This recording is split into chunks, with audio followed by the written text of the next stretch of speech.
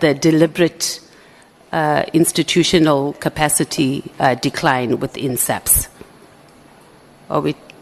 Can we say that? Yes, I would agree with that. Okay. One of the reasons you said you were removed, former minister, was that you refused to take illegal or improper instructions. So I want to talk a little bit about the Marikana massacre, because it happened during that period. So if you were still the national commissioner during that period when the Marikana workers were protesting for a living wage, and then we had the ANC deputy president, Cyril Ramaphosa, that was all over meeting ministers and calling for pointed action, how would you have responded to the protests of the Marikana workers? Well, I would be saying this time and again, sometimes I sound arrogant. If I were there, they would not have a Marikana.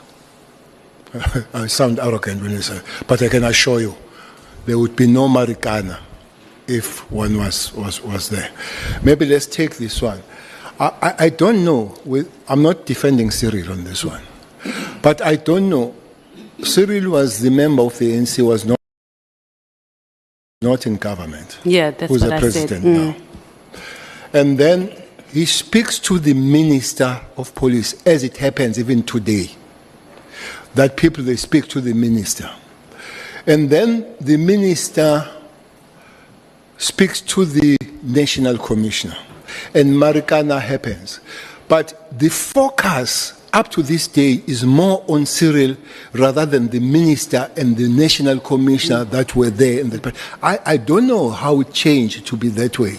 For me, I think, again, most of us were crying at the wrong funeral there. To say Cyril is maybe the letter that he wrote or the email, I don't know whether it was a letter. Yeah, that's where I'm going. Yes, but he wrote it to somebody that had to moderate it in terms of implementation.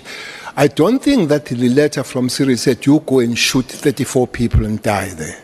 I don't think he said so. So I would love how it came about.